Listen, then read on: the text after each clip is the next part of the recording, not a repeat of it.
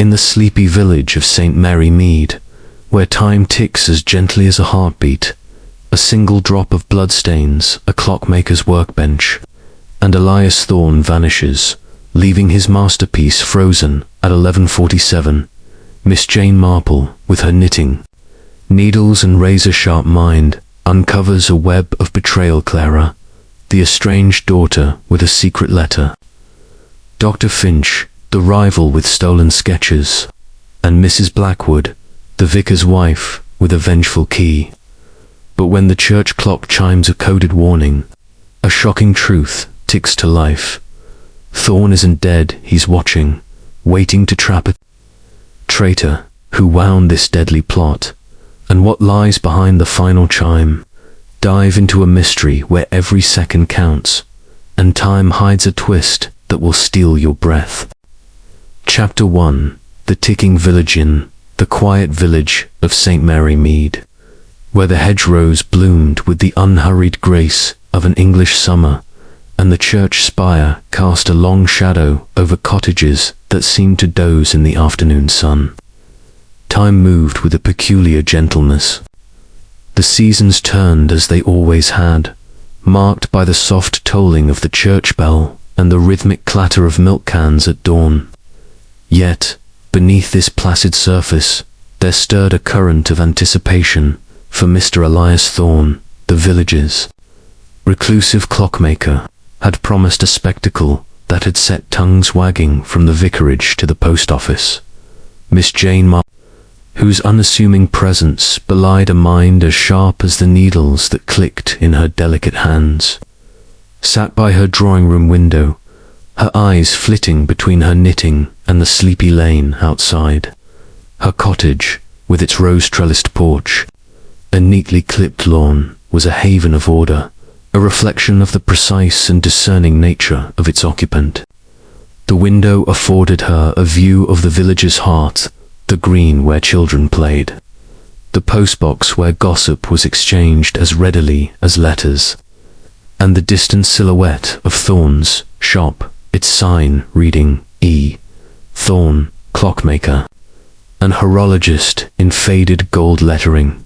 For 3 days, that sign had hung above a shop whose shutters remained obstinately closed.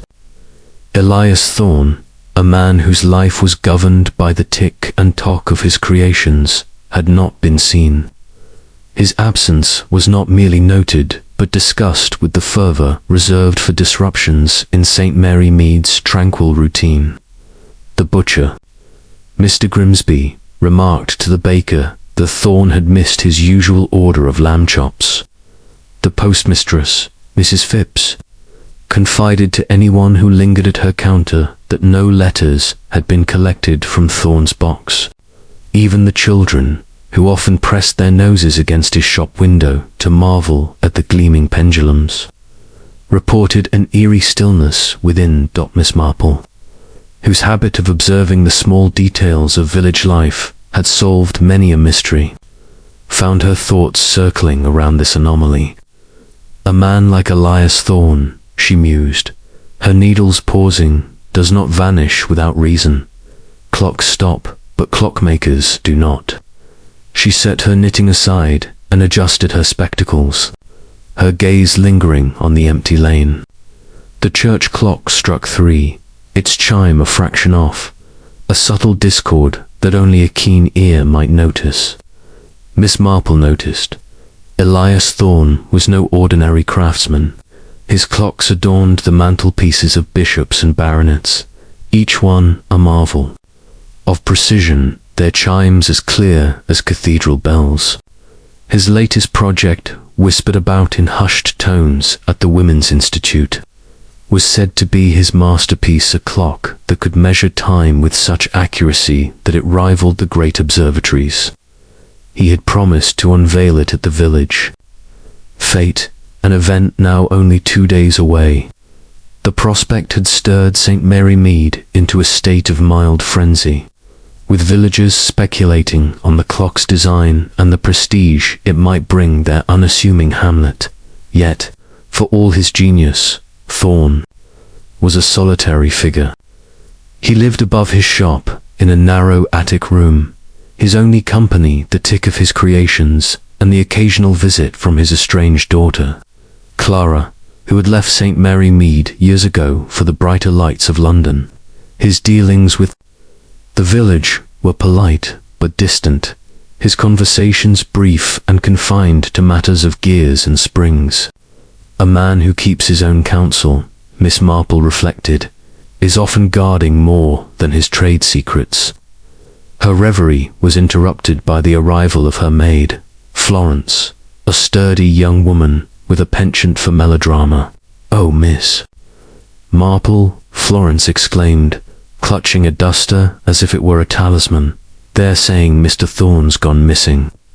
Mrs. Phipps swears he's been spirited away, and Mr. Grimsby thinks he's run off with some fortune. What do you make of it?" Miss Marple's lips twitched into a faint smile.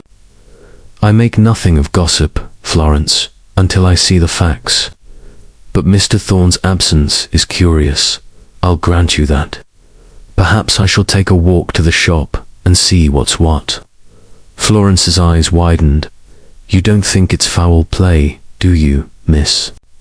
"I think," Miss Marple replied, rising and smoothing her skirt, "that a village is like a clock.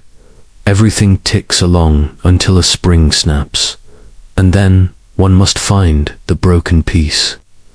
The lane to Thorne's shop was lined with hawthorn, its blossoms fading in the August heat. Miss Marple walked with the measured step of one who knew the value of observation over haste. Villagers nodded as she passed, their greetings tinged with curiosity. Mrs. Clement, the vicar's wife, paused to remark on the weather, but her eyes darted toward the shop, betraying her true interest. Young Tommy Pierce, loitering by the postbox, called out, "Seen Mr. Thorne, Miss Marple?" "He's not been about, and his shop's dark as a tomb." Miss Marple's reply was mild. "I expect he's busy with his clock, Tommy. Genius requires solitude, you know." But her mind was elsewhere, piecing together the fragments of the village's chatter. A missing clockmaker, a grand unveiling, a shop unopened. These were not mere coincidences, but cogs in a larger mechanism. Thorne's shop stood at the corner of the green, its stone facade weathered but proud. The shutters were indeed closed, the door locked, but a faint crack in the frame suggested it had been left ajar, perhaps in haste. Miss Marple glanced around. No one was near and pushed the door gently. It creaked open, revealing a dim interior, where dust motes danced in slivers of light. The workshop was a labyrinth of time. Clocks of every kind lined the walls, grandfather clocks with solemn faces, delicate mantel clocks with filigreed hands, and cuckoo clocks frozen mid-call. Workbenches were strewn with tools, gears, and springs, as if Thorne had been interrupted. Mid-task, at the center stood the unfinished masterpiece, a towering clock encased in polished oak, its face adorned with intricate engravings of stars and moons. Its hands were stopped at 11:47, an odd hour that seemed to hang in the air like an unanswered question. Miss Marple's eyes narrowed as they fell upon a single drop of blood, stark against the workbench's grain. It was no larger than a six, but to her it spoke volumes. "Blood," she murmured, "is never accidental in a clockmaker's shop." She stepped closer, careful not to disturb the scene, and noted a faint smudge beside the drop, as if a finger had brushed against it. The air held a faint metallic temps, mingled with the scent of oil and wood. She turned her attention to the clock. Its mechanism was exposed, a maze of brass and steel, but one gear was missing, leaving a gap like a missing tooth. Miss Marple's fingers twitched, as if longing to set the mechanism right. A clock stopped, she thought, as a story paused. And this story, I fear, has a darker ending. The sound of footsteps broke her concentration. Constable Harrow, a young man, with an earnest face and a uniform slightly too large for his frame, appeared at the door. "Miss Marple, Mrs. Phipps said you'd come poking about. Is something amiss?" "Something is very amiss, Constable," she replied, gesturing to the blood. "Mr. Thorne has not been seen. His shop is in disarray, and this," she pointed to the stain, "suggests more than a careless cut." Harrow's face paled. "You don't mean murder, I mean," Miss Marple said, her voice calm but firm, "that we must proceed as if it were. Summon Dr. Haydock to examine this blood, and do not let anyone enter until we know more. A village, Constable, is a small place, but its secrets are as deep as any city's." Harrow nodded, his ambition stirred by the prospect of a real case. As he hurried off, Miss Marple lingered, her eyes scanning the room. A ledger lay open on a side table, its pages filled with Thorne's meticulous script orders, repairs, and a curious entry. CT to collect parcel, 11:47. CT she knew could only be Clara Thorne, the daughter who claimed no contact with her father. Yet here was evidence of a planned meeting. At the very hour the clock had stopped, Miss Marple stepped outside, closing the door behind her. The village green was alive with the hum of daily life, children chasing a ball, Mrs. Phipps gossiping with the milkman, but, to Miss Marple, it was a stage where every actor played a part. Clara Thorne, with her city ways and sudden return.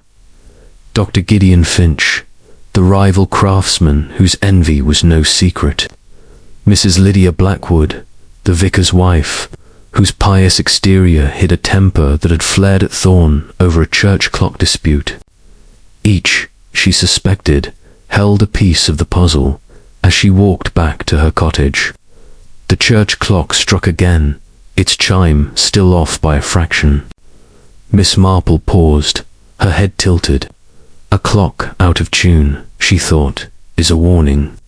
And in St. Mary Mead, warnings are seldom ignored. Back in her drawing room, she resumed her knitting, the needles moving with a rhythm that echoed. Her thoughts, Florence hovered, eager for news, but Miss Marple only smiled. "Patience, Florence," she said. "A mystery, like a clock, must be wound slowly. The truth will chime in time." The village settled into evening, the lights in the cottages glowing like stars against the dusk. But Miss Marple's mind was far from restful. Elias Thorne's absence, the blood, the stopped clock, these were not mere disruptions, but signs of a mechanism gone awry. And as she gazed out her window, the ticking of her own small mantel clock seemed to whisper a challenge to find the spring that had snapped, and to set the village's time right once more. Chapter 2. The silent workshop. The morning sun filtered through the lace curtains of Miss Marple's cottage, casting delicate patterns on the polished floor. Her knitting lay abandoned on the arm of her chair, for her thoughts were still tethered to the unsettling scene in Elias Thorne's workshop. The single drop of blood, the stopped clock, the ledger's cryptic entries, these were not mere curiosities, but threads in a tapestry she was determined to unravel.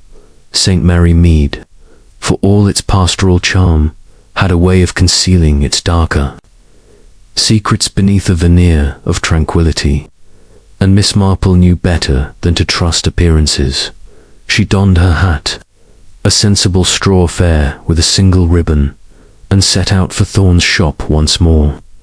The village was stirring with the milkman's cart rattling along the lane and the scent of fresh bread wafting from the bakery. Yet the air held a subtle tension, as if the village itself sensed the discord of Thorne's absence. Miss Marple's steps were measured, her eyes noting every detail, the way Mrs. Phipps lingered at her post office window, the hurried glance of young Tommy Pious as he bicycled past, the faint frown on Mrs. Clement's face as she tended her roses. Each gesture, she knew, was a tick in the village's clock, and she was attuned to its rhythm. The shop stood as she had left it, its shutters closed like eyelids over a secret. Constable Harrow had placed a lock on the door after Dr. Haydock's visit the previous evening, but Miss Marple had persuaded him to lend her the key, citing the need for a woman's perspective on the scene. Harrow, eager to prove himself, had complied, though not without a warning to touch nothing. Miss Marple had smiled demurely, her agreement as binding as a butterfly's promise. Inside, the workshop was unchanged, its silence louder than the ticking it lacked. The air was heavy with the scent of polished wood and machine oil, with that faint metallic note she had detected before. The great clock, Elias Thorne's unfinished masterpiece, loomed at the center, its hands still frozen at 11:47. Miss Marple approached it, her fingers hovering over the engraving celestial motifs of stars and crescents, each etched with a precision that spoke of Thorne's obsession. "A man who crafts such beauty," she murmured, "does not leave it lightly." Her gaze returned to the workbench, where the drop of blood had dried to a dark rust. Dr. Haydock had confirmed it was human, though whether it was Thorne's remained uncertain without a body. Miss Marple knelt, her knees protesting, and examined. The floor beneath the bench, there, in the dust, was a faint scuff mark, as if something heavy had been dragged a short distance. It led to a corner where a rug lay slightly askew, its edge curled like a question mark. Lifting it, she found nothing but floorboards, yet the misalignment nagged at her. Order, she thought, is a clockmaker's creed. Disorder is a clue. She turned her attention to the ledger she had glimpsed the day before.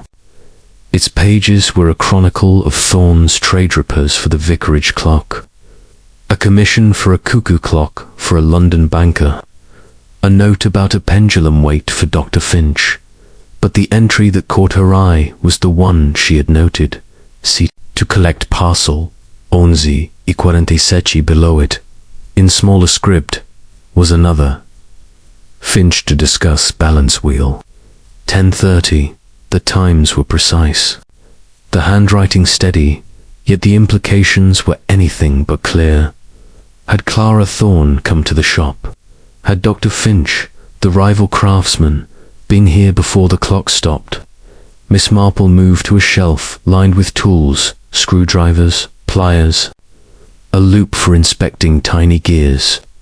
One tool, a small chisel, lay apart from the rest, its blade gleaming as if recently cleaned. She picked it up, noting a faint scratch on its handle, the initials E.T. barely visible. Curious, she said softly, that a man so meticulous would leave his tools in disarray. She replaced the chisel and scanned the room, her eyes alighting on a small wooden box tucked behind a stack of clock faces. It was locked, its lid carved with a pattern of interlocking gears. Before she could investigate further, a shadow fell across the doorway. She turned to find Mrs. Lydia Blackwood, the vicar's wife, standing there, her hands clasped tightly before her. Mrs. Blackwood was a woman of middle years, her face severe beneath a bonnet that seemed to frown as much as she did. "Miss Marple," she said, her voice clipped, "I heard you were here. I came to see if there was news of poor Mr. Thorne."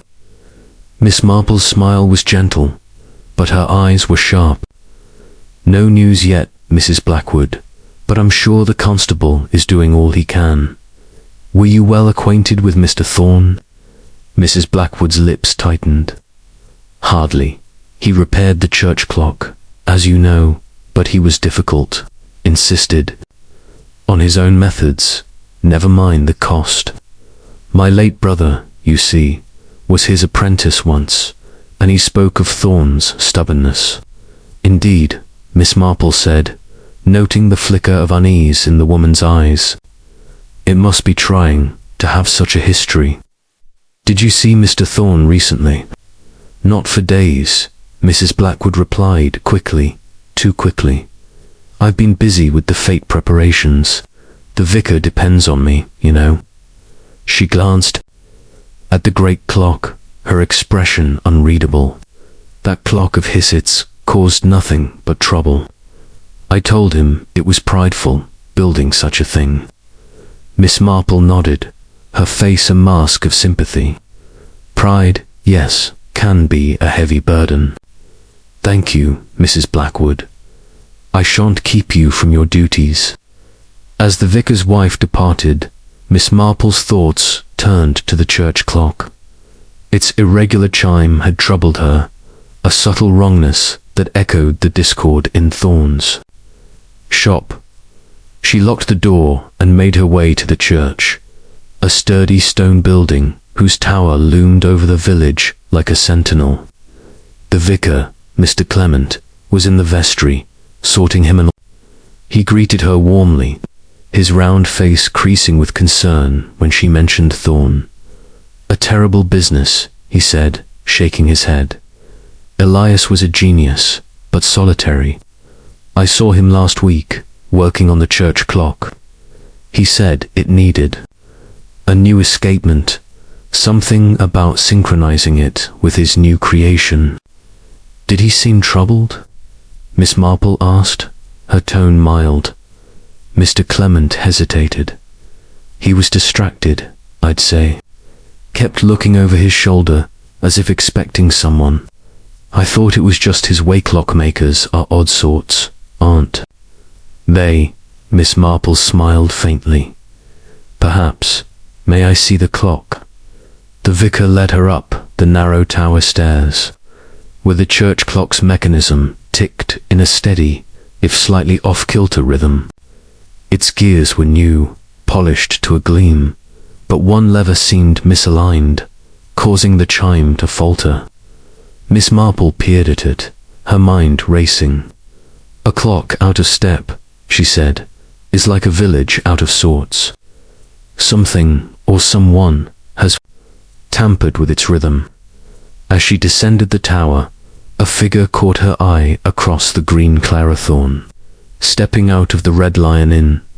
She was a striking woman, her city clothes a stark contrast to the villager's homespun garb, but her face was pale, her movements furtive. Miss Marple noted the brooch pinned to her coat, its enamel design unmistakably Thorne's work. A daughter estranged, she thought, yet wearing her father's craft. There's a story there, and not a happy one. Back at her cottage, Miss Marple sat with a cup of tea, her mind as busy as the village was quiet. The blood, the scuff mark, the locked box, the church clocks faltered. These were pieces of a puzzle, each ticking toward a truth she could not yet see. She thought of Mrs. Blackwood's unease, Clara's brooch, and the ledger's entries. And then there was Dr. Finch, whose name appeared in Thorne's notes. A man whose rivalry with the clockmaker was the stuff of village legend. As the church clock struck noon, its chimes still off, Miss Marple set her cup down, a silent workshop. She said to herself, "Speaks louder than it seems, and I shall listen until it tells me all." Chapter 3. The suspects assemble. The Red Lion, with its low beams and crackling hearth, was the beating heart of St. Mary Mead's gossip, a place where secrets were traded as freely as pints of ale. By late afternoon, the inn's parlour was crowded with villagers, their voices a hum of speculation about Elias Thorne's fate. The air was thick with the scent of pipe smoke and roasted chestnuts, but beneath the warmth lay a chill of unease. Miss Jane Marple, seated in a corner with her knitting, observed the gathering with the quiet attentiveness of one who knew that truth often slipped out in unguarded moments.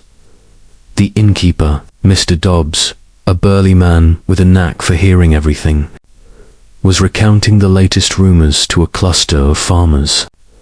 "They say Thorne's been done in," he said, wiping a glass with exaggerated care. "Blood in the shop, and not a sign of him. Mark my words, there's mischief afoot."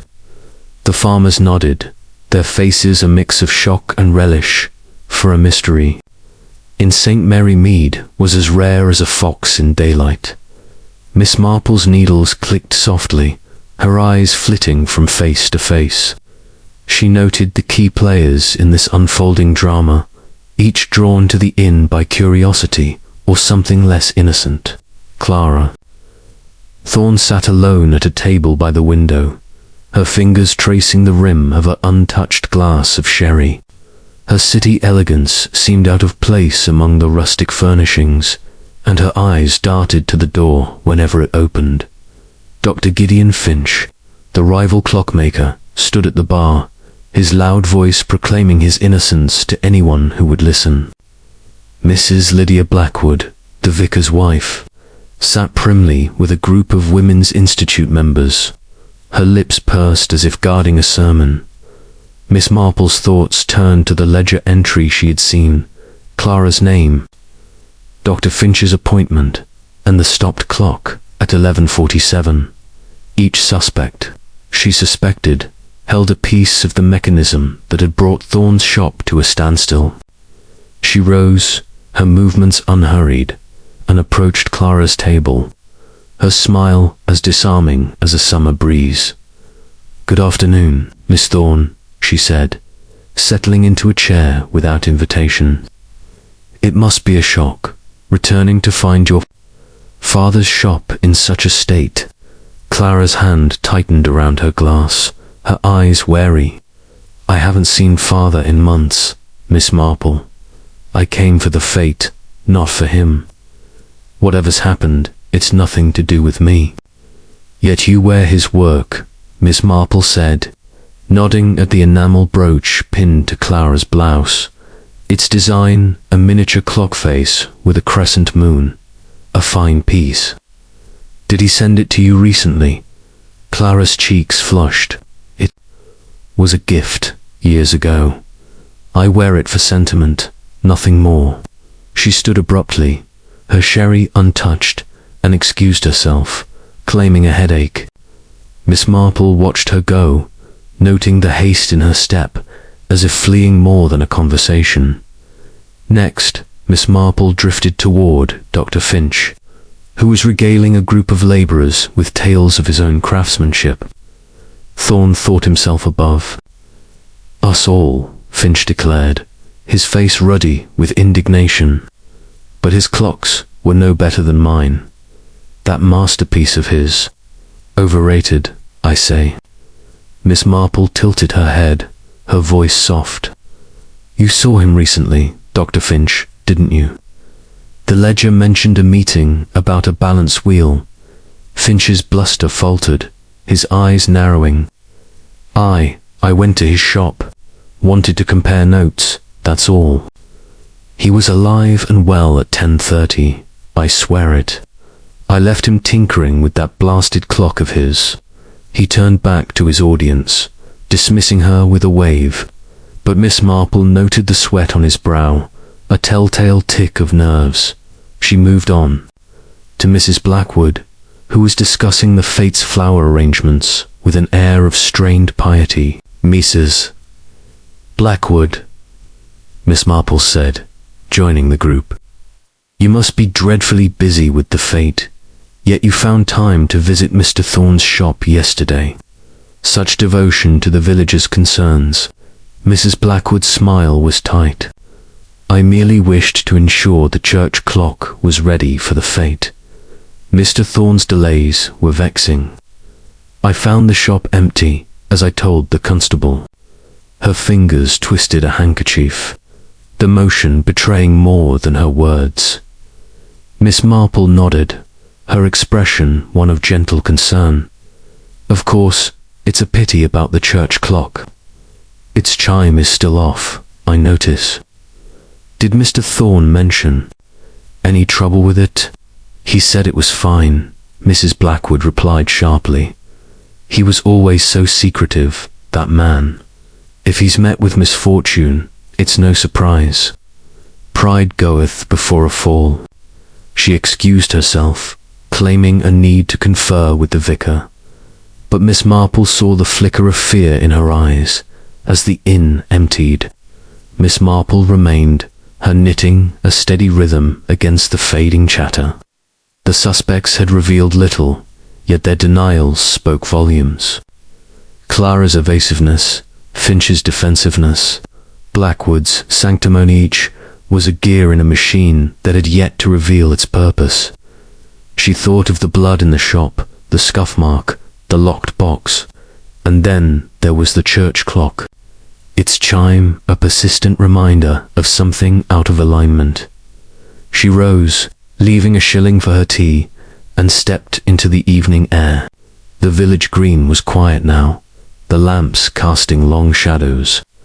As she passed the church, the clock struck 7, its notes still jarring.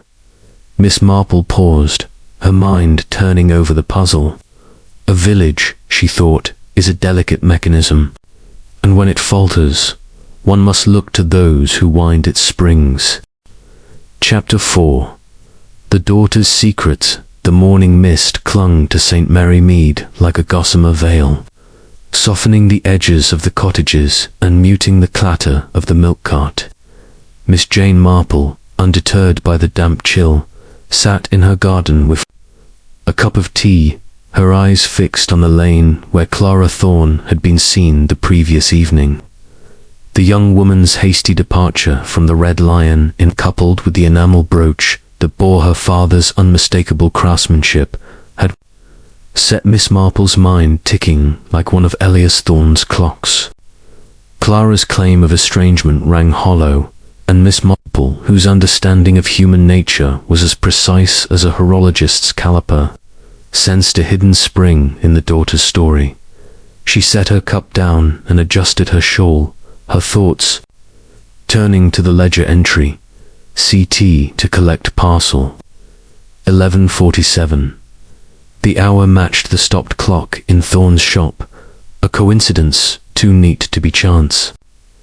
Clara's presence in the village, ostensibly for the fete, seemed to Miss Marple less a homecoming than a mission.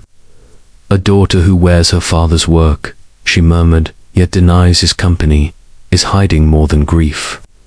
With this in mind, she resolved to speak with Clara directly, for the truth, she knew, often slipped out in the quiet moments of conversation. Clara was staying at the Red Lion, in a room above the parlour where the village's whispers gathered like dust. Miss Marple made her way there, her steps slow but purposeful, nodding to passers-by with her usual courtesy. The inn was quiet at this hour, its only occupants a maid sweeping the hearth and Mr. Dobbs polishing glasses behind the bar. He greeted her with a hearty "Morning, Miss Marple. Come to sniff out more about poor Thorne, have you?" "Merely a social call, Mr. Dobbs," she replied, her smile disarming. "Is Miss Thorne about?" "In her room, I reckon," he said, jerking a thumb toward the stairs. "Keeps to herself, that one. Ordered tea at dawn, then shut herself up. City folk, eh?" Miss Marple thanked him and climbed the narrow staircase, her hand steady on the banister. She knocked softly on Clara's door, which opened after a pause to reveal the young woman, her face pale and her eyes shadowed. She wore a simple dress, but the brooch was pinned to her collar, its crescent moon glinting in the dim light. "Miss Marple," Clara said, her voice guarded. "This is unexpected. I'm rather busy." "I shan't take much of your time," Miss Marple said, stepping inside as Clara reluctantly stood aside. The room was small, its furnishings plain, but a leather satchel on the bed caught Miss Marple's eye, its flap open to reveal a bundle of letters tied with string. "I only wished to offer my sympathies about your father. It must be distressing with all this talk of his disappearance." Clara's lips tightened. I told you, I hadn't seen him in months. I came for the fate, nothing more. Whatever's happened to him, I know nothing about it." Miss Marple's gaze was gentle, but her question was pointed. "Yet you were to collect a parcel from him, were you not?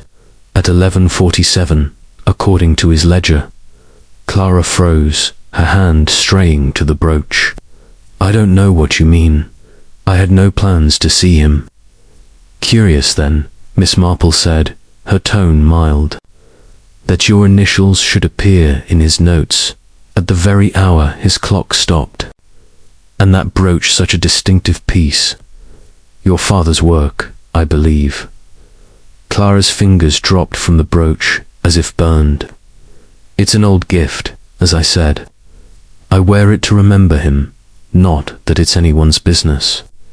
If you've come to accuse me, Miss Marple, I'd rather you left." "Accuser d'arme," no, Miss Marple said, her eyes wide with innocence.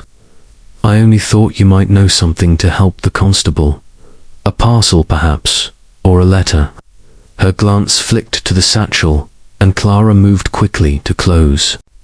"It's flap. There's nothing to tell," Clara said, her voice sharp. "I came to St. Mary Mead for the fete, and I'll leave once it's over. Now, if you'll excuse me, I have packing to do."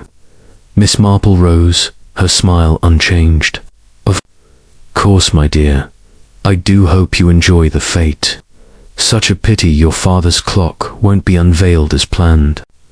She paused at the door, adding, "If you do recall anything about that parcel, Constable Harrow would be most grateful." As she descended the stairs, Miss Marple's mind was abuzz. Clara's defensiveness, the satchel of letters, the brooch, these were cogs in a mechanism she was beginning to understand. She stopped at the bar to thank Mr. Dobbs, who leaned forward conspiratorially. "Miss Thorne got a letter yesterday," he whispered. "Delivered by hand, not through Mrs. Phipps. Looked urgent from the way she snatched it up." "Did you see who brought it?" Miss Marple asked, her tone casual. "Not a soul," Dobbs admitted. "It was left at the desk, addressed to her. Odd, though no stamp. No postmark." Miss Marple nodded, filing the information away. As she stepped into the sunlight, she saw Mrs. Phipps across the green, sorting letters at the post office door. The postmistress was a font of village knowledge, her memory as reliable as the mail train. Miss Marple crossed to her, exchanging pleasantries before steering the conversation to Clara. "Miss Thorne's been getting letters." "I hear," Miss Marple said, adjusting her hat against the sun. "From her father, perhaps." Mrs. Phipps's eyes gleamed with the joy of sharing news. "One letter, yes, the day before last. I delivered it myself to the Red Lion. From Mr. Thorne, I'd wager, though the envelope was plain, she didn't look pleased to get it. Mind you tore it open and went white as a sheet." "Indeed," Miss Marple said, her voice soft. "And no other letters since?" "Not through me," Mrs. Phipps said firmly, "though I heard from Dobbs about that. Other letter, the one left at the inn. Queer business, that." Miss Marple thanked her and turned toward home, her thoughts circling the letter. A message from Elias Thorne, delivered before his disappearance, had unsettled Clara, and another, hand-delivered, had arrived after. A parcel and a letter, she mused, and a daughter who denies both. The truth is ticking, but it's not yet chimed. At her cottage, she found Florence dusting the parlour with unnecessary vigour. "Any news, Miss Marple?" the maid asked, her eyes wide. "They're saying Miss Thorne's up to no good, coming back just as her father vanishes." "Gossip, Florence, is like a clock with no balance wheel," Miss Marple said, settling into her chair. "It spins wildly but tells no time. We must wait for the facts to align." Yet, as she picked up her knitting, her mind was far from idle. Clara's secret, she suspected, was the key to the stopped clock, and she would not rest until its mechanism was laid bare. Chapter 5. The doctor's Alabitha afternoon sun hung low over St. Mary Mead, casting long shadows across the village green and gilding the rooftops with a deceptive warmth. Miss Jane Marple, her straw hat tilted against the glare, walked with purpose toward the modest workshop of Dr. Gideon Finch, the rival clockmaker whose name had surfaced in Elias Thorne's ledger. The entry Finch, to discuss balance wheel. 10:30 had lingered in her mind, a tick in the mechanism of the mystery that refused to be ignored. Finch's loud protestations of innocence at the Red Lion Inn had been as conspicuous as his absence from Thorne's shop since the disappearance, and Miss Marple, whose understanding of human nature rivaled her skill with knitting needles, sensed a dissonance in his tale. Dr. Finch's workshop stood at the edge of the village, a squat building with a tin roof that glinted in the sunlight. Its sign, G. Finch, horologist, was painted in bold letters, as if to challenge the faded elegance of Thorne's shop. The door was open, and the rhythmic tap of a hammer echoed from within, mingling with the faint tick of clocks less refined than Thorne's, but serviceable in their own right. Miss Marple paused at the threshold, her eyes adjusting to the dim interior, where Finch stood hunched over a workbench, his broad shoulders tense as he adjusted a pendulum. "Good afternoon, Dr. Finch," she said, her voice carrying the gentle cadence of a neighbor come to call. "I hope I'm not interrupting your work." Finch started, his hammer slipping to clatter against the bench. He turned, his face flushed beneath a shock of grey hair, his eyes narrowing at the sight of her. "Miss Marple," he said, wiping his hands on a cloth with a touch too much vigor. "Didn't expect to see you here. Come to poke about Thorne's business, I suppose." "Merely a friendly visit," she replied, stepping inside and glancing at the array of clocks on the walls, sturdy practical pieces that lacked the artistry of Thorne's creations. "Though I did wonder about your meeting with Mr. Thorne. His ledger mentioned you were to discuss a balance wheel at 10:30, the morning he vanished." Finch's jaw tightened, but his tone was blustery. I was there. Talked shop, that's all." Thorne was fussing over that fancy clock of his, as usual. "I left him alive and well, if that's what you're driving at. Had a patient to see in Upper Mead by 11 o'clock, cold Mrs. Grayson, with her bad hip. Constable Harrow can check if he likes." Miss Marple's smile was mild, her eyes sharp. "I'm sure he will. It's a curious time, 10:30, so close to when."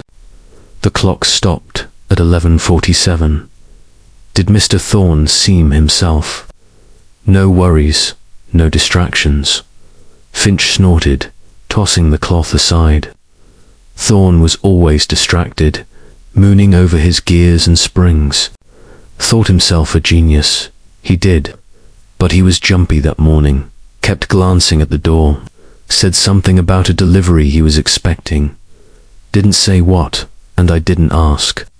I've my own work to mind. "A delivery," Miss Marple repeated, her tone thoughtful. Perhaps the parcel Miss Thorne was to collect. Finch's eyes flicked to hers, then away. "Don't know anything about that. Clara's a city girl now, hasn't been near her father in years. If she was collecting something, it's news to me." He picked up a screwdriver, his movements brusque, as if to dismiss her. Miss Marple lingered, her gaze drifting to a stack of papers on a side table, half covered by a cloth. One sheet protruded, its edge marked with a sketch of a gear system that bore a striking resemblance to the engravings on Thorne's great clock. You admire Mr. Thorne's designs, I see, she said, nodding toward the sketch. Such intricate work. Finch moved swiftly to cover the papers, his face darkening. Just notes, Miss Marple. Every clockmaker studies his rivals. Nothing wrong with that. Of course not, she said, her voice as soft as a summer breeze. I only thought it interesting, given your rivalry. Some might say its motive. For mischief, mischief. Finch's voice rose, his hands clenching. I'll have you know, I was nowhere near that shop when whatever happened, happened. Ask Mrs. Grayson, she tell you I was with her till noon. Miss Marple nodded, her expression one of polite concern. I'm sure she will. Thank you, Dr. Finch. I shan't keep you from your work. She turned to leave, but paused at the door. One last thing, did you notice anything unusual in Mr. Thorne's shop?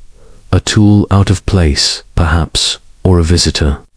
Finch hesitated, his eyes darting to the floor. Nothing worth mentioning. Just his usual mess of gears and... Nonsense now, if you'll excuse me. I have a clock to finish. Outside, the village hummed with its usual rhythm, but Miss Marple's thoughts were far from serene. Finch's alibi was plausible, yet his unease betrayed more than professional rivalry. She made her way to Upper Mead, a cluster of cottages, a mile from the village centre, where Mrs. Grayson lived. The old woman, propped up in a chair by her window, confirmed Finch's visit but added a detail that set Miss Marple's mind ticking. He was here, sure enough, Mrs. Grayson said, her voice creaky as an old gate. But he left early, before 11 o'clock, muttering about settling a score. Seemed in a right state, he did. Miss Marple thanked her and walked back to the village, the puzzle growing clearer yet more complex. Finch's claim of staying till noon was false, and the sketch in his workshop suggested more than casual interest in Thorne's work. Had he stolen a design, or worse, acted on his grudge? The delivery Thorne expected. The parcel for Clara Thorne were threads she needed to pull as she passed the post office. Mrs. Phipps waved her over, her face alight with news. Miss Marple, you'll never guess Dr. Finch was seen near Thorne's shop yesterday, after he said he'd not been back. Tommy Pious saw him, skulking by the alley. Miss Marple's lips curved slightly. Did he, now? How very interesting. She made a mental note to speak with Tommy, whose penchant for loitering made him an unwitting chronicler of the village's doings. Back at her cottage, she settled into her chair, her knitting untouched as her mind wound through the clues. Finch's lie, Clara's letter, the blood in the shoppage, was a cog in a mechanism that was beginning to take shape. An alibi, she murmured, is only as strong as the truth behind it. And Dr. Finch, I fear, is running out of time. Chapter 6. The vicar's wife. The twilight settled over St. Mary Mead like a soft shawl, muting the village's colours and lending an air of secrecy to its quiet lanes. Miss Jane Marple, her knitting tucked away for the evening, sat by her parlour window, her eyes tracing the flickering lamplight across the green. The mystery of Elias Thorne's disappearance had wound itself tighter with each passing hour, and the threads of suspicion now pointed toward Mrs. Lydia Blackwood, the vicar's wife, whose sharp words and nervous demeanour at the Red Lion Inn had not escaped Miss Marple's notice. The woman's claim of visiting Thorne's shop to check on the church clock rang as hollow as the clock's own faltering chime, and Miss Marple, whose instincts were as finely tuned as any of Thorne's mechanisms, resolved to probe deeper. Mrs. Blackwood's connection to Thorne, through her late brother's apprenticeship, hinted at a grudge older than the villagers' gossip. Miss Marple recalled the woman's mention of a debt, a word that carried more weight than a mere financial obligation. Resentment, she thought, is a slow poison, and Mrs. Blackwood's piety masks a bitterness that ticks too loudly to ignore. With this in mind, she donned her coat and set out for the vicarage, where the Blackwoods resided in a stone house adjacent to the church, its windows glowing with the warmth of a well-kept home. The evening air was crisp, carrying the scent of damp earth and fading roses. As Miss Marple approached the vicarage, she noted the neat garden, its borders trimmed with a precision that mirrored Mrs. Blackwood's outward composure.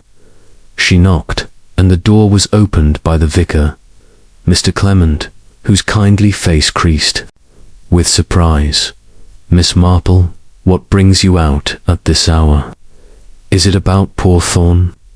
"A small matter, Mr. Clement," she replied, her smile reassuring. "I hoped to speak with Mrs. Blackwood about the church clock. Its chime is still amiss, and I thought she might have some insight, given her recent visit to Mr. Thorne's shop." The vicar ushered her into the parlour, where Mrs. Blackwood sat embroidering a cushion cover, her needle moving with a rhythm that seemed more mechanical than inspired. She looked up, her eyes narrowing slightly at Miss Marple's arrival. "Miss Marple," she said, setting her work aside with a touch of impatience, "I'm afraid I've little to add about Mr. Thorne. I told you I found his shop empty."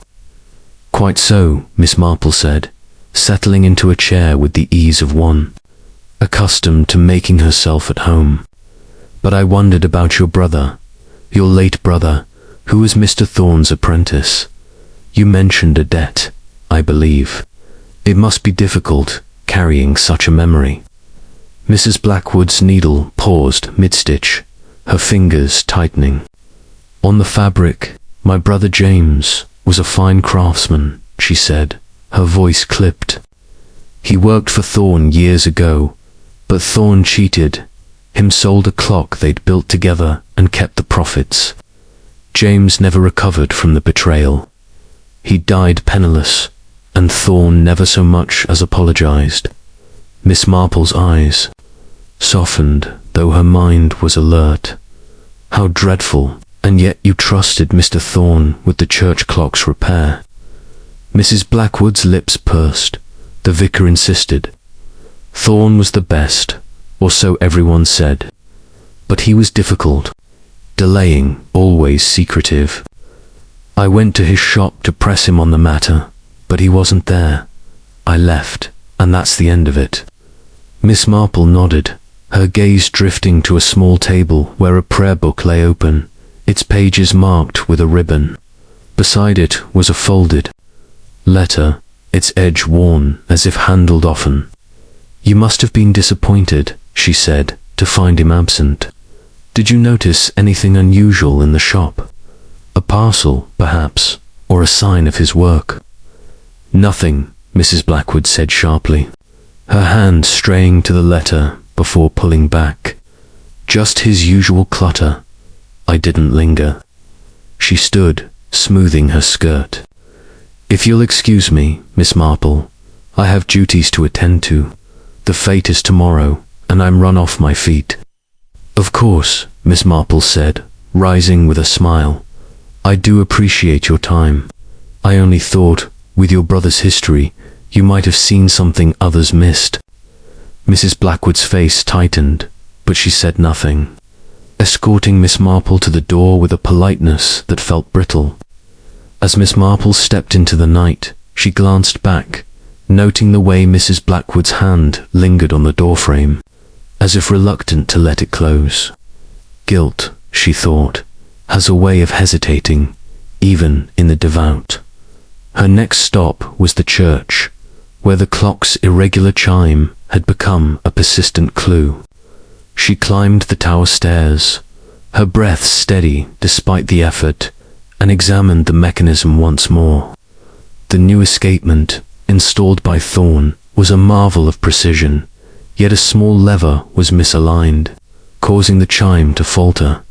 Miss Marple peered closer, her fingers tracing the metal. Tampered, she murmured, but not by accident. Someone wanted this clock to speak out of turn. As she descended, she encountered Tommy Pious, the village boy whose knack for loitering made him a repository of overheard secrets. "Evening, Miss Marple," he said, tipping his cap. "Checking the clock, are you? It's been off since Mr. Thorne was last up here." "So I've noticed," Miss Marple said, her tone encouraging. "Did you see anyone near the church that day, Tommy? Someone who might have been curious about the clock?" Tommy's eyes lit up, eager to share. "Well, I saw Mrs. Blackwood. Day before Mr. Thorne went missing. She was coming out of the tower, looking all flustered. Said she was checking on the repairs, but she had a key in her hand, a little brass one, like the kind Mr. Thorne used." Miss Marple's heart quickened, though her face remained serene. "A key, you say? How very interesting. Thank you, Tommy." She slipped him a shilling, knowing a boy's loyalty was easily bought, and made her way home, her mind ticking like the clocks she studied. In her parlour, she sat with a cup of tea, the steam curling like a question mark. Mrs. Blackwood's grudge, the tampered clock, the brass keys were pieces of a puzzle that pointed to more than a simple dispute. The letter on the vicarage table, the debt to her brother, the visit to the shop, each suggested a motive that went beyond piety. Resentment, Miss Marple thought, is a dangerous spring, and Mrs. Blackwood's is wound tight. As the church clock struck 9, its chime still off, she knew the next tick would bring her closer to the truth. Chapter 7. The hidden mechanism. The dawn broke over St. Mary Mead with a tentative glow, as if the sun itself were wary of the secrets stirring beneath the village's tranquil surface. Miss Jane Marple, awake before the first sparrow's chirp, sat in her parlour with a shawl draped over her shoulders, her thoughts as intricate as the lace curtains filtering the morning light. The mystery of Elias Thorne's disappearance had taken on a sharper edge with each revelation, and the image of the brass key Tommy Pious had seen in Mrs. Blackwood's hand ticked in her mind like a metronome. The key, coupled with the tampered church clock and the cryptic ledger entries, suggested a mechanism far more complex than a simple vanishing. Miss Marple, whose knack for unraveling human motives was as precise as a clockmaker's craft, knew that the truth lay in the smallest details, hidden like a spring in a locked box. She rose, her movements brisk despite the early hour, and decided to return to Thorne's shop. The village fete was mere hours away, and the absence of Thorne's promised masterpiece had cast a shadow over the preparations. Yet Miss Marple suspected the shop held answers that the festive bustle might obscure.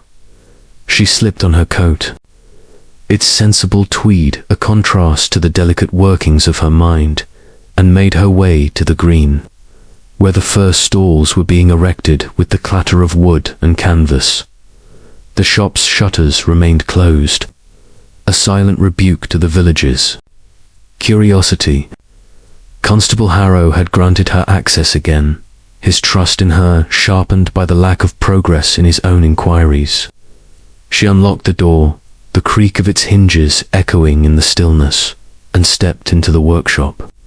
The air was unchanged, with the scent of oil and wood tinged with that faint metallic note that lingered like an unanswered question.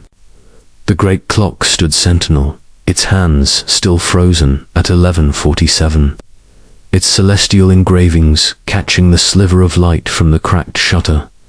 Miss Marple's eyes returned to the workbench, where the single drop of blood had dried into a dark stain.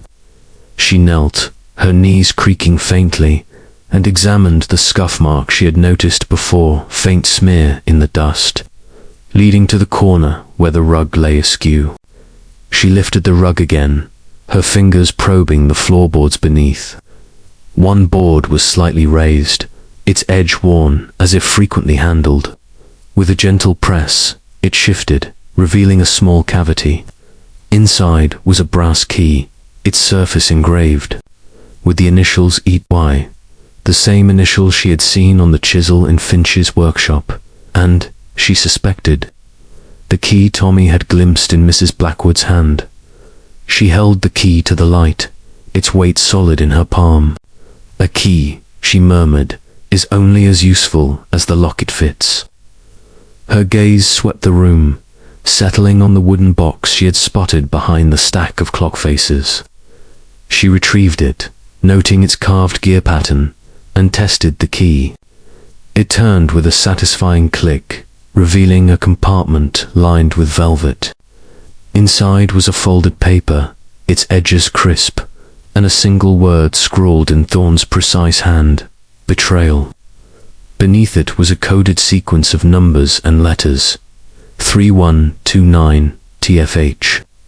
Miss Marple's lips pursed. A code, she said, softly as a clockmaker's riddle, and Mr. Thorne was not a man to leave riddles unsolved. She tucked the paper into her pocket, replaced the box, and carefully repositioned the rug. The key she kept, its purpose still a mystery but its significance undeniable. As she stood, her eyes fell on a small notebook tucked beneath a pile of gears, its cover worn but unmarked. She opened it, finding pages filled with Thorne's sketches, diagrams of his great clock, notes on its tidal mechanism, and a curious entry: church clock set to signal 11:47. Trust no one. The words sent a chill through her, not for their drama, but for their precision. Thorne had anticipated danger, had set the church clock to chime at a specific hour, perhaps as a warning. She thought of the misaligned lever in the church tower, the irregular chime that had nagged at her. A signal, she mused, but to whom, and why? Her thoughts were interrupted by a shadow at the door. Constable Harrow appeared, his young face etched with worry. "Miss Marple, I hoped I'd find you here. There's talk in the village someone saw a light in the shop last night, after dark. Could be nothing, but with the fate today, I'm on edge." "A light," Miss Marple repeated, her mind racing. "Did they see anyone?" "No, just a flicker, like a candle," Harrow said. "Tommy Pierce again, always poking about. He swears it came from the back room." Miss Marple nodded, her expression serene but her thoughts alert. "Thank you, Constable. I'll have a look at the back room before I go. One never knows what a flicker might reveal." The back room, accessible through a narrow door behind the workbench, was a cramped space filled with crates and spare parts. A single window, high and dusty, let in a sliver of light. Miss Marple scanned the room, noting a pile of cloth in the corner, slightly disturbed, as if someone had sat or knelt there. Beneath it, she found a single gear, its teeth matching those of the great clock's mechanism.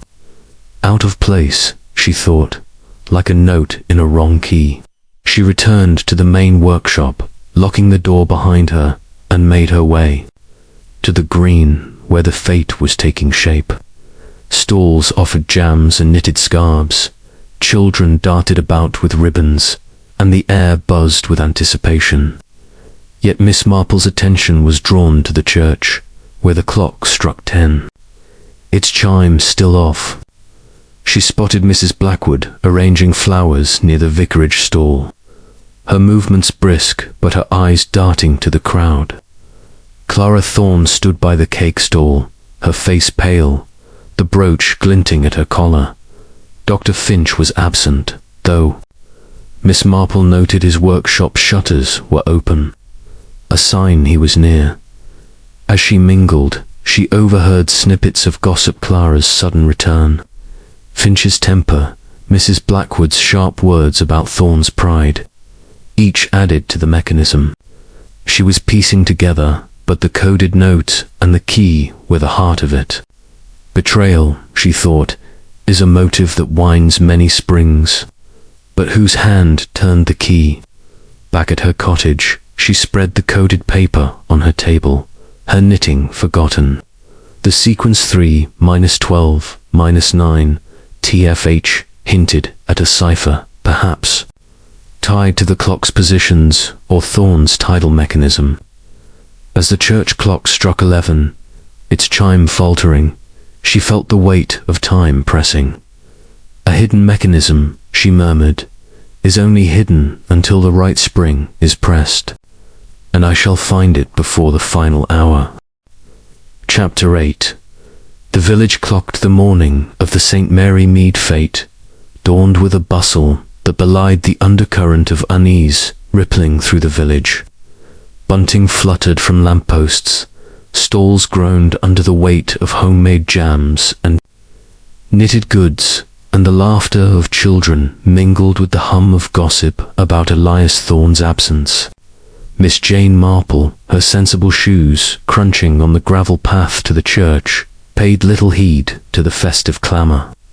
Her mind was fixed on the church clock, its erratic chime a persistent discord in the mystery of the clockmaker's disappearance. The coded note she had found marked with betrayal and the sequence 3129 TFH lay folded in her pocket, its meaning as elusive as the man who wrote it. Yet Miss Marple, whose patience was as unyielding as her curiosity, knew that a clock's secrets were revealed only by tracing its smallest gears. The church stood at the heart of the village, its stone walls weathered but steadfast, its tower a silent guardian over the green. The clock's face, visible from every corner of St. Mary Mead, was a familiar landmark, its hands now pointing to 10 past 10 with a reliability that belied its faulty chime.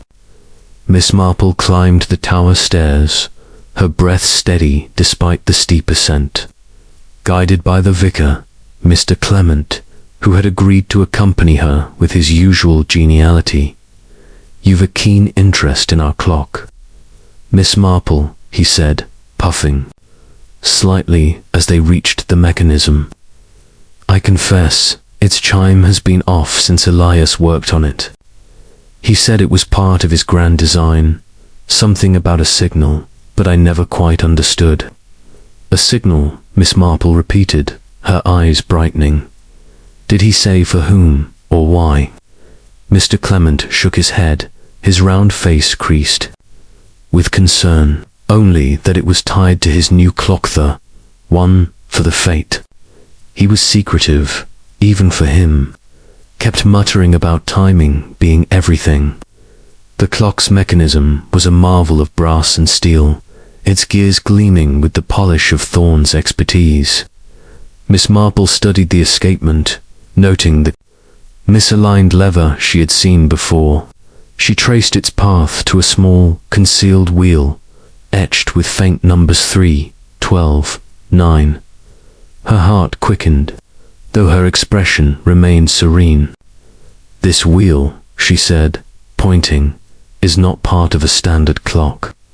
It's a cipher wheel, Mr. Clement, set to specific positions, and I suspect it's no coincidence that it matches the code in Mr. Thorne's note."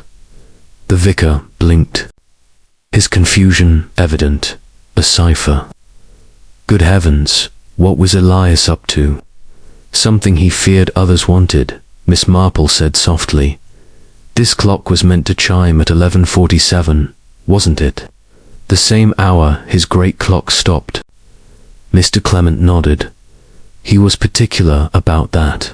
Said it would ring true when the time came. But it's been off ever since chimes, early, then late, like it's lost its rhythm." Miss Marple's fingers hovered over the wheel, careful. "Not to touch, not lost," she murmured, "but altered. Someone adjusted this mechanism after Mr. Thorne's work to disrupt his signal." She stepped back, her mind racing. The code 3-12-9 TFH lined with the wheel's positions. suggesting a message encoded in the clock's chime. But who was meant to hear it, and what did it warn of? As they descended the tower, Miss Marple's thoughts turned to the suspects. Clara Thorne, with her furtive letters and inherited brooch, Dr. Finch, with his stolen sketches and shaky alibi, Mrs. Blackwood, with her grudge and the brass key. Each had a reason to meddle with Thorne's plans, but the church clock's tampering pointed to someone with access to the tower. Mrs. Blackwood, seen by Tommy Pious with a key, was the most likely, yet the cipher suggested a deeper plot, one Thorne had anticipated. On the green, the fate was in full swing, the air alive with the scent of toffee apples and the jangle of a fiddler's tune.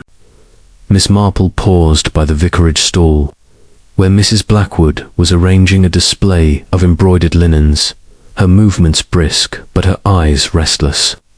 Clara stood nearby, her face drawn as she spoke to a group of women, her brooch catching the sunlight. Dr. Finch was at his own stall, demonstrating a simple clock to a crowd, his voice loud but his glance uneasy. Miss Marple approached young Tommy Pious, who was tossing hoops at a game stall. "Tommy," she said, slipping him a toffee, "you mentioned seeing Mrs. Blackwood with a key near the church. Did you notice anyone else in the tower recently?" Tommy chewed thoughtfully, his eyes gleaming. "Well, I saw Dr. Finch up there, couple of days before Mr. Thorne went missing. He said he was checking the clock for the vicar, but he looked sneaky-like, carrying a bag of tools." Miss Marple's lips curved faintly. "Did he, now, and no one else?" "Not that I saw," Tommy said, pocketing the toffee. "But I heard Mr. Thorne arguing with someone in the shop the night before he vanished. Couldn't tell who, but it was heated something about a debt and a clock."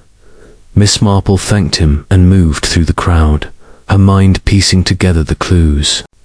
The church clock's cipher wheel, the coded note. The argument Tommy overheard these pointed to a conspiracy that Thorne had foreseen. The signal at 11:47 was no mere chime, but a warning, perhaps of betrayal, as the note suggested. But betrayal by whom, and to what end? She paused by the church gate, the clock striking 11 with its familiar discord. A village clock, she thought, tells more than time. It tells who holds its key. As the fates' laughter swirled around her, she knew the next chime would bring her closer to the truth, and she would be listening when it rang. Chapter 9. The Twist of Time. The St. Mary Mead fete was at its peak, with the village green awash in colour and sound children shrieking at the coconut shy, vendors hawking pies, and the fiddler's tune weaving through the chatter. Yet Miss Jane Marple, standing by the church gate, felt a stillness within her, as if the clamour were merely the ticking of a greater clock. The coded note from Thorne's shop, Betrayal, 3-12-9. TFH weighed heavily in her pocket, its cipher now linked to the church clock's hidden wheel. The hour of 11:47, frozen on Thorne's great clock and echoed in the church tower's signal, was no mere coincidence, but a pivot in a mechanism of deceit. Miss Marple, whose mind turned as precisely as a well-crafted escapement, sensed the mystery was nearing a critical turn, a twist that would redefine its rhythm. She returned to her cottage, the festive din fading behind her, and spread the coded note on her parlour table. The sequence, 3-12-9 TFH, had aligned with the church clock's cipher wheel, but its meaning remained elusive. She traced the numbers with a finger, her thoughts circling the word betrayal. "A clockmaker's code," she murmured, "is not just numbers, but time itself." She recalled the church clock's misaligned lever, the signal set for 11:47, and Thorne's note in his notebook, Trust no one. The pieces suggested a man who feared treachery, not from a stranger, but from someone close. Miss Marple lit a lamp, its glow casting soft shadows, and considered the cipher. The numbers 3129 could represent positions on a clock face, but the letters TFH were less clear. She tried pairing them with the suspects. T for Thorne, perhaps, or Clara Thorne. F for Finch. H for Blackwood. No, that was too simple. She turned to a small almanac on her shelf, flipping to a table of lunar phases. For Thorne's great clock was designed to track tides. The numbers, she realized, could denote hours or degrees, and the letters might reference a sequence, perhaps initials, perhaps a location. After an hour of puzzling, she tested a new approach, aligning the numbers with the clock's 12-hour cycle: 3 o'clock, 12 o'clock, 9 o'clock. The letters, she hypothesized, could be a substitution cipher, with T as the 20th letter, F as the 6th, H as the 8th, adjusting for a clock-based shift. She subtracted the numbers from the letter positions, yielding a new sequence. It was tentative, but the result spelled a word: lie. Her lips pursed. Lie, she whispered, a warning of deception, but whose? The realization struck like a chime. The note, date, scribbled in Thorne's hand, was not the day of his disappearance, but the day after tomorrow's date, the fate's final hour. He's not dead, she thought, her heart quickening. Elias Thorne staged his absence, set the clock to 11:47, and left a code to expose a liar. The blood, the scuff mark, the stopped clock, they were a ruse, a mechanism to draw out a betrayer. But who? Clara, with her secret letters, Finch, with his stolen sketches, or Mrs. Blackwood, with her key and her grudge? Miss Marple's mind raced, piecing together the clues. The church clock's signal, the argument Tommy overheard, the brass keech pointed to a plot Thorne had anticipated. She recalled the flicker of light in the shop, seen by Tommy after dark. He's hiding, she murmured, watching. From the shadows, waiting for the liar to reveal themselves. She rose, her shawl slipping to the floor, and paced the parlor. The fate would end at midnight, and if her theory held, Thorne would emerge then. At 11:47, to confront his betrayer, she needed to act, to ensure the truth chimed before the final hour. She penned a note to Constable Harrow, urging him to watch the shop that night, and sent it via Florence, who scurried off with wide-eyed excitement as the church clock struck 6, its chime still off. Miss Marple returned to the fete, her eyes scanning the crowd. Clara was at the tea tent, her face tense as she spoke to a stranger man in a dark coat, his back to Miss Marple. Dr. Finch was at his stall, his laughter forced as he demonstrated a clock to a skeptical buyer. Mrs. Blackwood stood by the vicarage stall, her hands clasped tightly, her gaze fixed on the church tower. Miss Marple approached the vicar, who was judging a vegetable contest, and drew him aside. "Mr. Clement," she said, her voice low, "I believe Mr. Thorne is alive, hiding until tonight. The church clock's signal at 11:47 is his cue. We must ensure no one interferes." The vicar's eyes widened. "Alive? Good heavens, Miss Marple, are you certain?" "As certain as a clock's tick," she replied. "But we must be discreet. The betrayer is among us, and they must not suspect." As the fate continued, Miss Marple mingled, her presence unassuming but her senses alert. The coded note, the cipher wheel, the staged blood-all, pointed to a twist in time that Thorne had engineered. A clockmaker, she thought, controls time, and Elias Thorne has set this village to his rhythm. As the sun dipped below the horizon, she felt the weight of the coming hour, when the truth would chime or be silenced forever. Chapter 10. The Clockmaker's return. The St. Mary Mead fete had reached its crescendo, with lanterns casting a golden glow over the village green and the laughter of revellers mingling with the distant strains of a fiddle. Yet beneath the festive veneer, a tension coiled like a spring. For Miss Jane Marple knew the hour was approaching when Elias Thorne's stage disappearance would reach its climax. The coded note, with its warning of betrayal and the cipher 3-12-9, TFH decoding 2 had convinced her that Thorne was alive, hiding until 11:47, the hour marked by his great clock and the church tower's signal.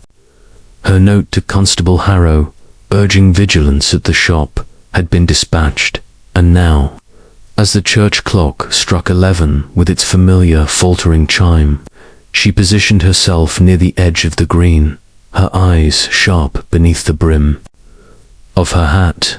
The crowd was thinning, villagers drifting toward the bonfire or their homes. But Miss Marple's attention was fixed on Thorne's shop, its shutters dark but its secrets alive. She had shared her theory with Harrow, who, though skeptical, agreed to watch the shop from a discreet distance, his lantern dimmed to avoid notice. Miss Marple, whose unassuming presence made her as invisible as a shadow, slipped through the fate's fringes, her steps light but purposeful. The brass key, the tampered church clock, the argument Tommy Pierce overheard, these were gears in a mechanism Thorne had set in motion, and she was determined to see it tick to its conclusion.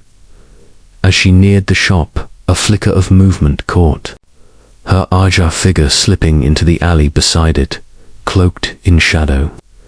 She paused, her heart steady despite the chill of anticipation. The figure was too tall for Clara, too slight for Finch, and lacked Mrs. Blackwood's rigid posture. Not one of the known players, she thought, but perhaps the one Thorne feared.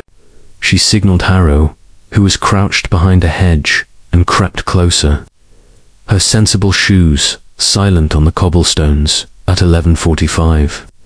The church clock began its prelude to the hour, its chime stuttering as before. Miss Marple reached the shop door, finding it ajar, a faint glow seeping from within. She pushed it open, her movements cautious, and stepped into the workshop. The great clock loomed, its hands still frozen at 11:47, but a soft creak came from the back room. Harrow joined her, his face pale but resolute, and together they moved toward the sound. Dot, in the cramped back room, lit by a single candle, stood Elias Thorne. His face was haggard, his clothes rumpled, but his eyes burned with a fierce clarity. He held a small pistol, its barrel trained on the doorway, but he lowered it at the sight of Miss Marple. "You," he said, his voice hoarse. "I should have known you'd find me, Miss Marple." "Mr. Thorne," she said, her tone calm but firm. "You've kept the village in suspense long enough. Your clock, your code, your blood, they were a clever ruse, but it's time to wind the truth." Thorne's shoulders sagged, but his gaze remained steady. "I had no choice," he said. "I knew someone was after my clock, the tidal mechanism. It's worth a fortune to the Navy. I staged the blood, stopped the clock, left the note to flush them out. The church clock was my signal, set to chime at 11:47 tonight, when I'd confront the traitor." Harrow, wide-eyed, stepped forward. "Who, sir? Who betrayed you?" Thorne's eyes darkened.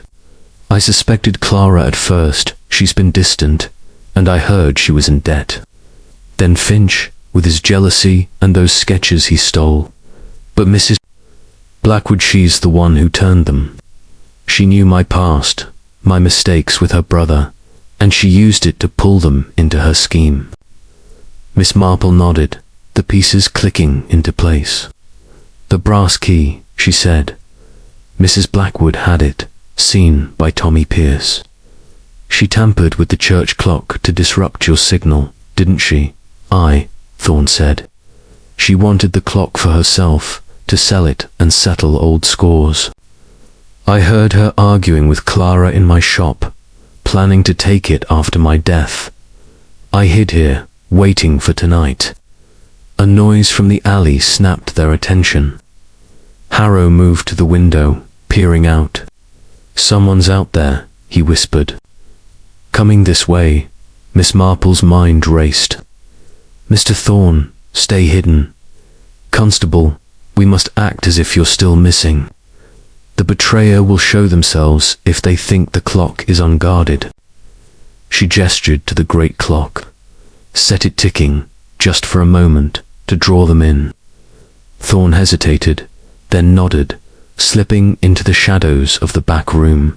Harrow, with a clumsy hand, wound the clock, its mechanism worry to life. The hands inching past 11:47. The chime rang out, clear and true, echoing across the green. Miss Marple stepped back, her eyes on the door, as footsteps approached, swift and purposeful. The stage was set. The clock was ticking, and the truth, Miss Marple knew, was about to chime. Chapter 11. The Trap. The chime of Elias Thorne's great clock, set ticking by Constable Harrow's hesitant hand, reverberated through the darkened workshop, its clear note slicing through the festive hum drifting from the St. Mary Mead fete. Miss Jane Marple stood near the workbench, her silhouette soft in the candlelight, but her senses were as taut as a wound spring. The hour was 11:47, the moment Thorne had marked with his staged disappearance. His coded note and the church clock's signal.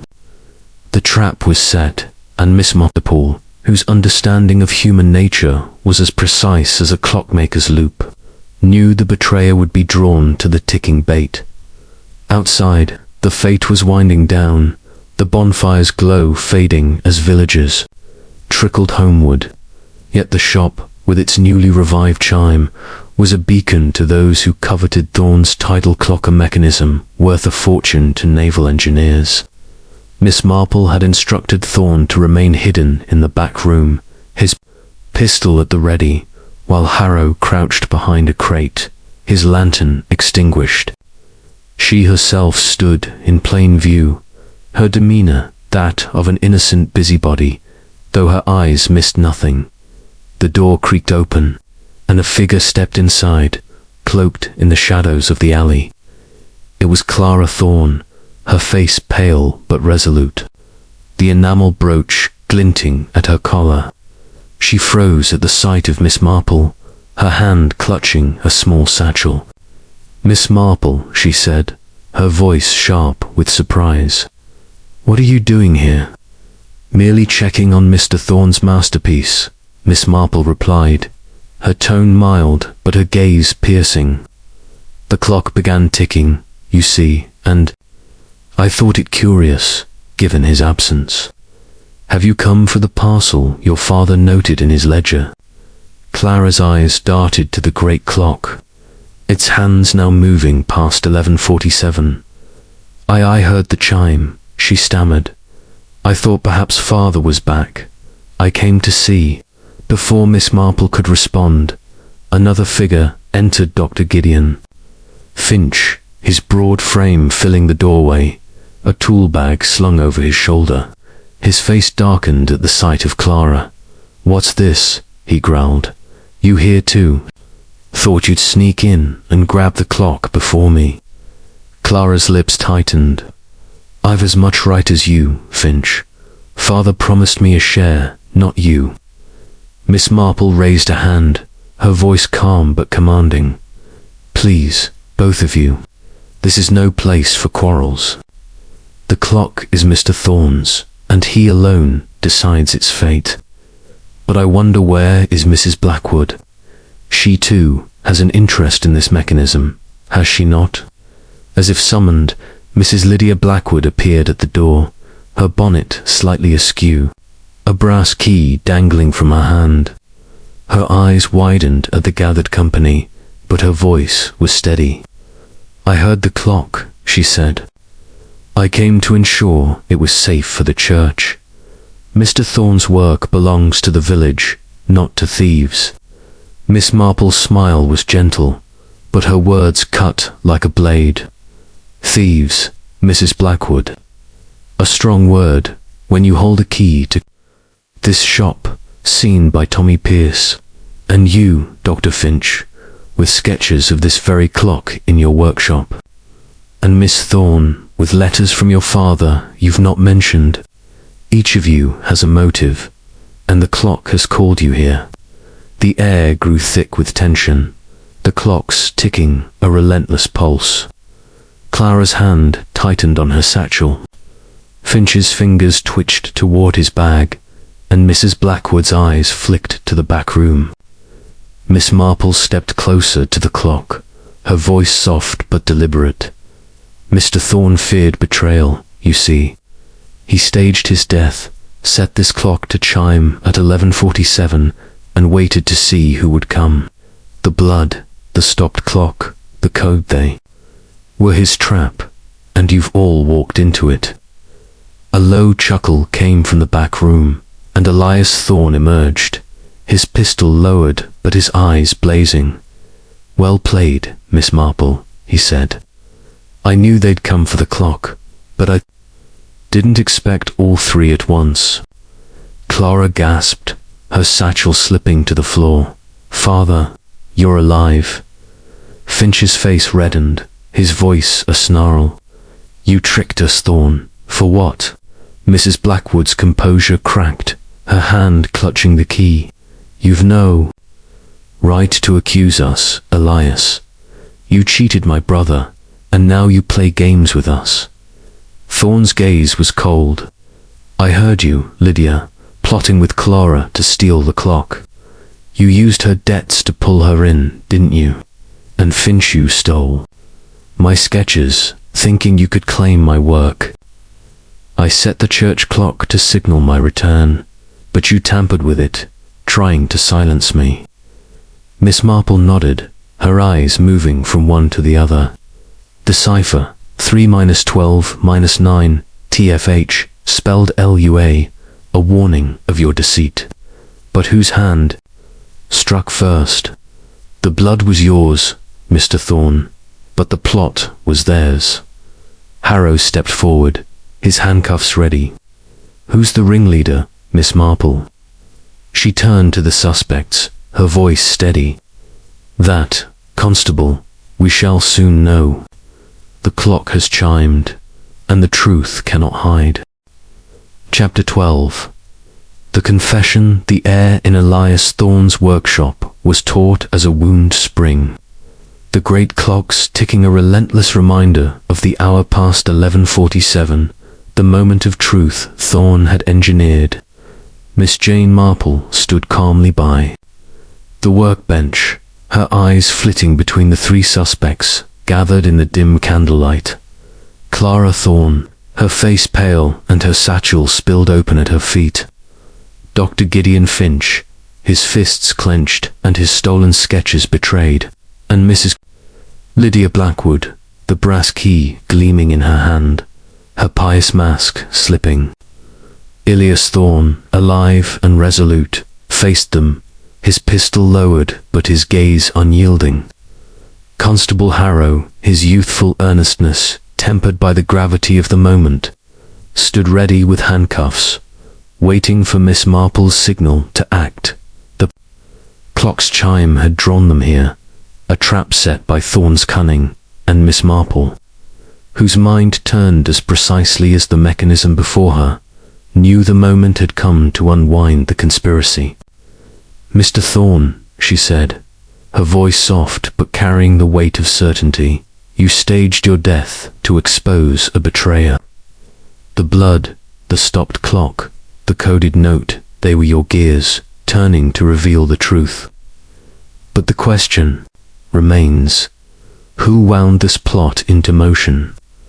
Thorne's eyes narrowed, his voice rough with days of hiding. I heard them plotting, Miss Marple. Lydia Blackwood was the spark. She stirred Clara's resentment with talk of my past sins, twisted Finch's envy into action. They thought me dead, thought they could sell my tidal clock to the Navy for a fortune.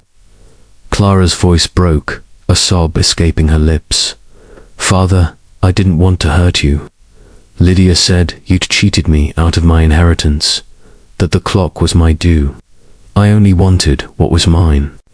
Her hands trembled as she gestured to the satchel, from which a letter had spilled a note in Thorne's hand, promising her a share of his work.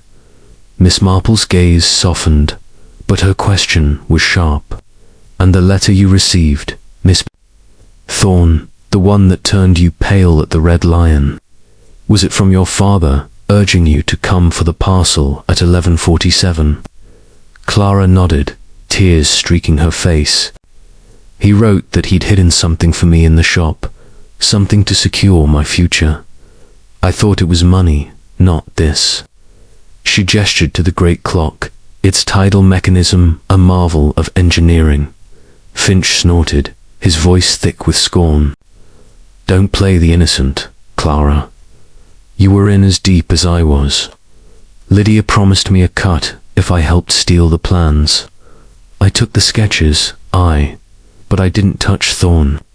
Mrs. Blackwood's face twisted, her composure shattering. Lies. She spat, her hand tightening on the key. You both agreed to it. Elias cheated my brother, sold their clock, and left him with nothing. I only wanted justice a share of what he stole from James. The church clock was my way to signal the buyer, but Elias tampered with it first. Miss Marple's lips curved faintly. The church clock, yes. You adjusted its lever, Mrs. Blackwood. To disrupt Mr. Thorne's signal, didn't you? Tommy Pierce saw you with the key, coming from the tower. But the blood in the shop that was Mr. Thorne's own, a clever ruse to make you think your plan had succeeded. Thorne nodded, his voice grim. I cut my finger, left the drop, stopped the clock at 11:47. I knew they'd come for it, thinking. Me gone, the note. Betrayal, 3-12-9 TFH, was my warning. A cipher for lie. I hid in the back room, waiting to see who'd take the bait. Miss Marple turned to Clara, her tone gentle but probing. And you, Miss Thorne, came. Tonight, not for your father, but for the parcel you thought was your fortune. Yet you hesitated, why? Clara's shoulders slumped. I couldn't do it. When I heard the clock chime, I thought father was here, alive. I wanted to see him, to explain. But Lydia, she pushed me, said we had to act before Finch took. It all Finch's face reddened. You'd throw me to the wolves, would you? Lydia was the one with the buyer, some Navy man she met through her brother's old contacts. She planned to sell the clock and split the money, but she'd have kept the lion's share. Mrs. Blackwood's eyes blazed, but her voice cracked. Enough. I did it for James, for the years Elias stole from him. I coerced Clara, yes, and used Finch's greed, but I never meant murder. I thought Elias was dead, that the blood was real. Miss Marple's voice cut through the accusations, calm but unyielding. Yet you tampered with the church clock, Mrs. Blackwood, to signal your buyer at 11:47. You held the key, you knew. The shop's secrets. You were the spring that wound this plot, using Clara's debts and Finch's envy to drive them. Harrow stepped forward, his handcuffs clinking. Mrs. Blackwood, you're under arrest for conspiracy and theft. Miss Thorne, Dr. Finch, you'll come with me for questioning. Clara sobbed, Finch muttered curses, but Mrs. Blackwood stood rigid, her eyes fixed on Thorne. You'll answer for James one day, Elias, she said, her voice low. This isn't over. Thorne's face was weary but resolute. It's over for now, Lydia. The clock stays mine. As Harrow led them out, Miss Marple lingered, her eyes on the great clock, its hands now ticking steadily. A clever trap, Mr. Thorne, she said. But you took a great risk. Thorne managed a faint smile. I knew you'd see it through, Miss Marple. You've a mind sharper than my finest gears. She inclined her head, her smile modest. A village, Mr. Thorne, is like a clock. Every part matters, even the smallest. And when one spring snaps, the whole must be set right. As she stepped into the night, the church clock struck midnight, its chime clear for the first time in days. The trap had sprung, the truth had chimed, and St. Mary Mead's rhythm was restored for now. Chapter 13. The final chime. The night air of St. Mary Mead was cool and still. The last embers of the Fates' bonfire smouldering on the village green as the clock struck midnight. Its chime now clear and true, as if the church itself exhaled a sigh of relief. Miss Jane Marple stood outside Elias Thorne's shop, her shawl drawn close against the chill. Her mind as sharp as the moonlight cutting through the mist. The trap had sprung. The betrayers, Mrs. Lydia Blackwood, Clara Thorne, and Dr. Gideon Finch had been exposed, and Constable Harrow was escorting them to the village lockup, their voices fading into the night. Yet Miss Marple, whose instinct for the hidden gears of human nature never rested, felt the mystery's final tick had not yet sounded.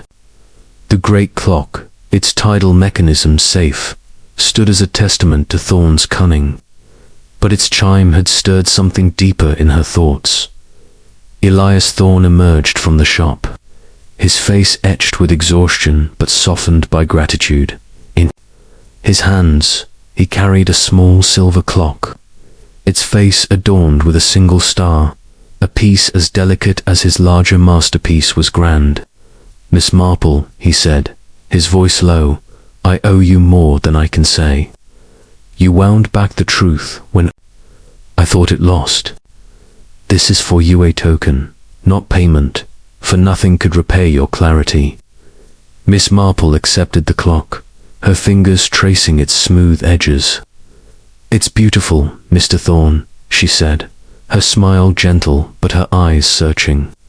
But truth, you know, keeps perfect time on its own. Your ruse was clever, the blood, the stopped clock, the coded note, but it was a dangerous game. You trusted the village to play its part, and it did. Thorne's gaze dropped, a shadow crossing his face. I had to know who'd betray me. Lydia's grudge, Clara's desperation, Finch's greed, I saw them coming, but not their alliance. The tidal clock was my life's work, worth more than gold to those who'd sell it. I couldn't let it fall into their hands. Miss Marple nodded, her thoughts returning to the coded note. Betrayal, 3129 TFH, decoding to LAE. The cipher had pointed to deception, but its precision suggested Thorne had known more than he'd revealed. The church clock, she said, was your signal, set to chime at 11:47. Yet someone tampered with it, and you suspected Mrs. Blackwood. Did you know her buyer, the Navy man she spoke of? Thorne's lips tightened. Not his name, but I'd heard whispers through James, her brother, years ago. He had contacts in London, men who'd pay for such a mechanism. When I heard Lydia arguing with Clara in my shop, I knew she'd found one. I staged my death to draw them out, to see how far they'd go. And the blood? Miss Marple asked, her tone mild but probing. A cut finger, you said, but placed so deliberately. You meant to shock them into action. Thorne admitted, his voice heavy. I wanted them to think I was gone, to make their move. I didn't expect you to unravel it so quickly, though. That note, the key, the church. You saw what I couldn't. Miss Marple's eyes twinkled, though her expression remained demure. A village, Mr. Thorne, is like a clock. Its parts seem simple, but their workings are intricate. Mrs. Blackwood's key, Clara's letter, Finch's sketches, each was a gear, and you set them turning. But tell me, did you suspect anyone else? The stranger Clara spoke to at the fete, perhaps? Thorne frowned, his brow furrowing. A stranger? I saw no one, but Clara mentioned a man in London, someone pressing her for money. I thought it was just her debts, not part of this. Miss Marple's mind ticked over the detail of the man in the dark coat, seen with Clara at the tea tent. He had vanished before she could approach, a loose spring in the mechanism. No matter, she said, her voice soothing. The truth has chimed, and your clock is safe. The Navy will have their marvel, and St. Mary Mead will have its peace. Thorne managed a faint smile. Thanks to you, I'll finish the clock for the Navy, but I'll not stay here. Too many shadows now. I'll find a quieter place, where time moves slower. Miss Marple inclined her head. A wise choice, but wherever you go, Mr. Thorne, keep your springs well guarded. Betrayal, like time, waits for no one. As Thorne returned to his shop, Miss Marple walked home, the silver clock tucked under her arm. The village was silent, its lanterns extinguished, but the church clock's midnight chime lingered in her ears, a reminder of order restored. She placed the clock on her mantel, its star catching the firelight, and sat with her knitting, though her needles remained still. The stranger at the fete nagged at her, a final gear yet to fit, but for now, the mechanism was complete. Every chime, she thought, has its hour, and this one has rung true. Chapter 14. The quiet village. The dawn broke over St. Mary Mead with a gentle clarity, as if the village itself had exhaled the tension of the past days. The green lay quiet, its grass still trampled from the fete, but the bunting was gone, and the stalls had vanished like a dream. The church clock, now repaired by Elias Thorne's steady hand, chimed 7 with a precision that echoed the restoration of order. Miss Jane Marple sat in her parlour, the silver clock Thorne had gifted her, ticking softly on the mantel, its single star glinting in the morning light. Her knitting lay in her lap, the needles moving with a rhythm that matched her thoughts, though her eyes were fixed on the lane outside, where life resumed its unhurried pace. The events of the previous night, the confrontation in Thorne's shop, the confessions of Clara, Finch, and Mrs. Blackwood had settled like dust after a storm. Constable Harrow had taken the trio to the county station, where they would face charges of conspiracy and attempted theft. Mrs. Blackwood's bitter grudge, fueled by her brother's betrayal, had been the spring that wound the plot, drawing Clara's desperation and Finch's envy into a scheme to steal Thorne's tidal clock. Yet the stranger Clara had met at the fete, the man in the dark coat, remained a shadow in Miss Marple's mind, a loose thread in an otherwise tidy mechanism. She had mentioned him to Harrow, who promised to investigate, but St. Mary Mead's secrets often lingered beyond the reach of officialdom. Miss Marple rose, setting her knitting aside, and walked to the window. The village was stirring. Mrs. Phipps sorting letters at the post office, Tommy Pierce whistling as he bicycled past, Mr. Dobbs sweeping the steps of the Red Lion Inn. Each moved with the ease of routine, unaware of the delicate balance that had been restored. A village, Miss Marple thought, is like a clock. Its parts tick along, but one misaligned gear can stop the whole. Thorns roused the blood, the stopped clock, The coded note had been a masterful winding of that mechanism, and she had merely set its springs right. She turned to the silver clock. Its tick, a quiet reminder of the case's resolution. Elias Thorne had returned to his shop, determined to complete his tidal clock for the Navy before leaving St. Mary Mead for good. His departure would be a loss, but Miss Marple understood his need for a quieter place, where Betrayal's shadow did not fall so heavily. Clara, she suspected, would reconcile with her father in time, her debts a lesson rather than a chain. Finch, chastened by his exposure, might mend his ways, though his pride would smart for years. Mrs. Blackwood, however, faced a sterner reckoning. Her piety no shield against the law's judgment. As she sipped her tea, Miss Marple's thoughts drifted to the stranger, the man Clara had spoken to at the tea tent.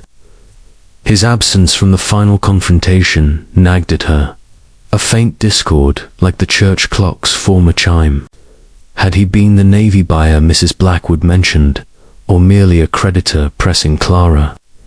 The question lingered, but Miss Marple knew some gears turned too slowly to be caught in a single case. She made a mental note to mention him again to Harrow, for a village's peace was only as secure as its vigilance. The door opened, and Florence bustled in, her face alight with the morning's gossip. "Oh, Miss Marple, they're all talking about Mr. Thorne, back from the dead, they say, and Mrs. Blackwood in handcuffs. Did you really unravel at all?" Miss Marple's smile was modest, her eyes twinkling. "I merely listened, Florence, to the ticks and tocks of the village. Every chime tells a tale, if you know how to hear it." Florence shook her head, marveling, and set about dusting with unnecessary vigor. Miss Marple returned to her knitting, the needles clicking in time with the silver clock. The village was quiet again, its rhythm restored, but she knew its calm was fleeting. St. Mary Mead, like any village, held secrets in its shadows, waiting for the next spring to snap. And when it did, Miss Marple would be ready, her mind as sharp as the star on her new clock, watching for the next tale to chime.